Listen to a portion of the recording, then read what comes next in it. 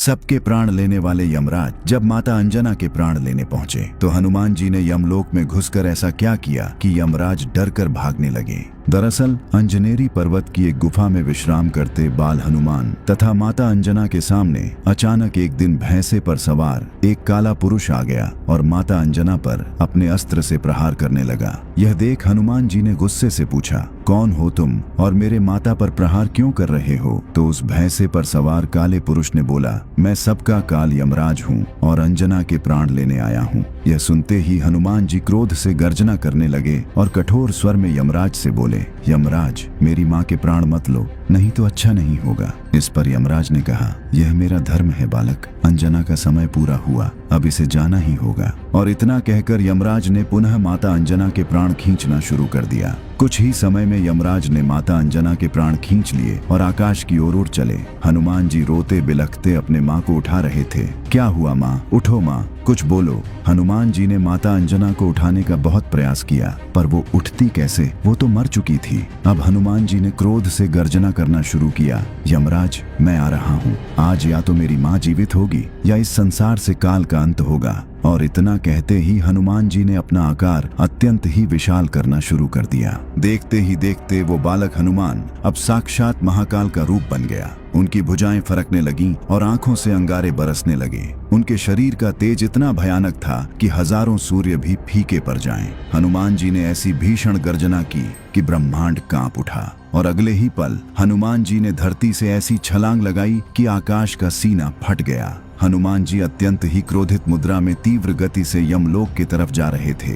इससे सभी देवता भयभीत होकर इधर उधर छुपने लगे। कोई भी क्रोधित हनुमान जी का सामना नहीं करना चाहता था और कुछ ही देर में हनुमान जी यमलोक के द्वार पर पहुंचकर क्रोध से गर्जना करते हुए यमराज को पुकारने लगे, बाहर आओ यमराज, आज अंजना का पुत्र तुमसे अपनी मां मांगने आया है। पर जब हनुमान जी की इस पुकार पर कोई नहीं आया तब हनुमान जी ने अपनी गदा से यमलोक की धरती पर ऐसा प्रहार किया कि यमलोक में मानो प्रलय आ गया हो। यमलोक में चारों ओर उथल पुथल मच गया। सभी यमलोकवासी डर से इधर उधर भागने लगे। किसी को कुछ समझ नहीं आ रहा था कि क्या हुआ है। तभी दो यमदूत भय से कांपते हुए यमराज के पास आए और बोले, हे यमराज, हमारी रक्षा करें, द्वार पर कोई वानर आया है, उसकी गर्जना से यमलोक में प्रलय का माहौल बन गया है। इस पर यमराज ने कहा, उस हनुमान का ये दुस्साहस मैं आज ही उसका अंत कर दूंगा, तुम लोग चिंता मत करो। और क्रोध से गर्जना करते यमराज अपने महिष भैंसे पर सवार होकर हनुमान जी से युद्ध के लिए चल दिए।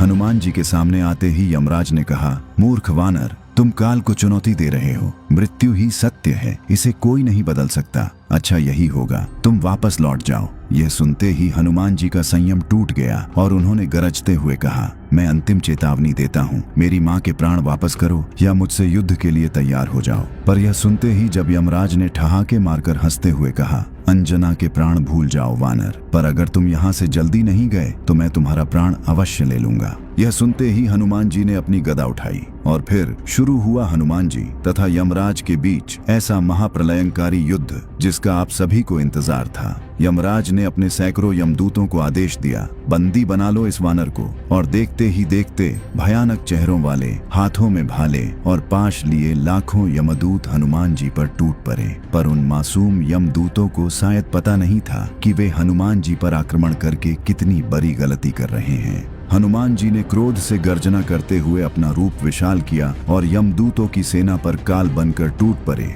कुछ को उन्होंने अपनी मुट्ठी में पकड़ मसल दिया और कितनों को तो अपने पैरों से ही दबाकर मार डाला। हनुमान जी का ऐसा विकराल रूप देख सभी यमदूत थर थर कांपते हुए डर से इधर उधर भागने लगे। यह देख यमराज ने एक काली तलवार प्रकट कर हनुमान जी पर प्रहार कर दिया। पर हनुमान जी इतने उग्र हो चुके थे कि यमराज का वो तलवार जैसे ही उनके पास आया वैसे ही उन्होंने उस तलवार को अपने दोनों हाथों से पकड़ दो टुकड़े में तोड़ दिया। यह देख यमराज का क्रोध सातवें आसमान पर जा पहुंचा। उसने सोचा, यह वानर साधारण शस्त्रों से नहीं मरने वाला और तब यमराज ने तुरंत अपने मायावी धनुष का आवाहन किया और उस पर एक ऐसा विनाशकारी बाण चढ़ाया जो साक्षात काल का रूप था। यमराज ने जैसे ही वो भयानक बाण छोड़ा, वो बाण हवा में आते ही हजारों बाणों में बदल गया। वो हजारों बाण तीव्र गति से हनुमान जी की ओर बढ़ चले।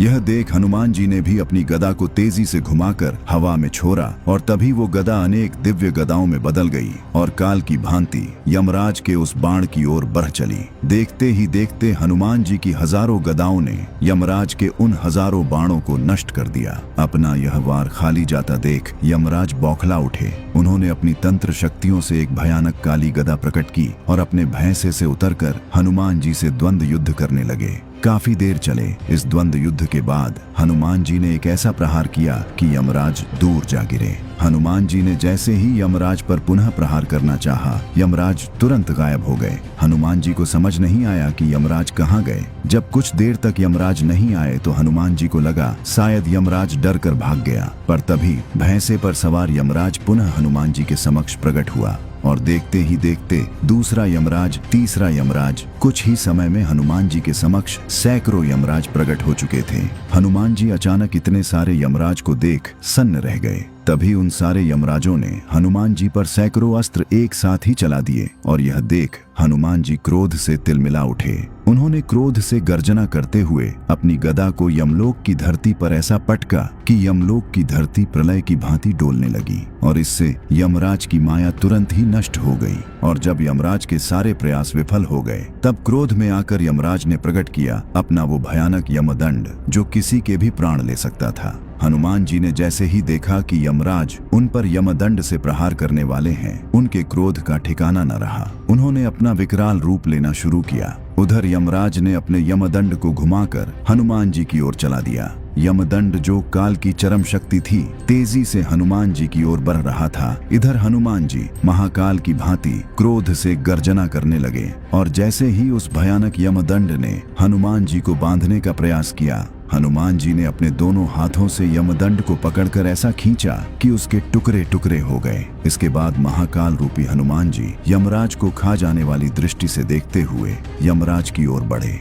उनका आकार बढ़ता जा रहा था। उनके शरीर से दिव्य प्रकाश निकलने लगा। उनका क्रोध से गर्जना करता हुआ विकराल रूप ऐसा था मानो उन्होंने अपना विश्व रूप ले लिया है। यमराज हनुमान जी का ऐसा रूप देख डर से थर थर कांपने लगे। हनुमान जी अपनी गदा को लहराते हुए महाकाल की भांति यमराज की ओर बढ़ रहे थे। यमराज ये देख डर से इधर उधर भागने लगे। यमराज को अब लगने लगा कि अब हनुमान जी उनका संहार कर ही देंगे, अब उन्हें कोई नहीं बचा सकता। इस भयानक दृश्य ने तीनों लोगों को हिला दिया और फिर ब्रह्मा जी ने आकर हनुमान जी के क्रोध को शांत करना चाहा, पर वे भी असफल रहे। इतने उग्र हनुमान जी ने गर्जना करते हुए अपनी अंतिम घोषणा की, मुझे मेरी माँ दे दो, नहीं तो आज यमराज का अंत निश्चित है। और फिर आगे बढ़ते हुए हनुमान जी ने अपने विशाल मुट्ठी में यमराज को दबाकर जैसे ही अपने गदा से यमराज का अंत करना चाहा, तभी वहां भगवान विष्णु अपने दिव्य चतुर्भुज रूप में प्रकट हो गए और उन्होंने हनुमान जी को माता अंजना के प्राण दे दिए। हनुमान जी ने तीव्र गति से माता अंजना के पास आकर जैसे ही उनके प्राण को छोड़ा, माता अंजना जीवित हो उठी और कहा, हनुमान। यह सुनते ही हनुमान जी माता अंजना के गले से लिपट कर रोने लगे और इस प्रकार हनुमान जी ने काल को भी हराकर अपने माता के प्राण बचा लिए।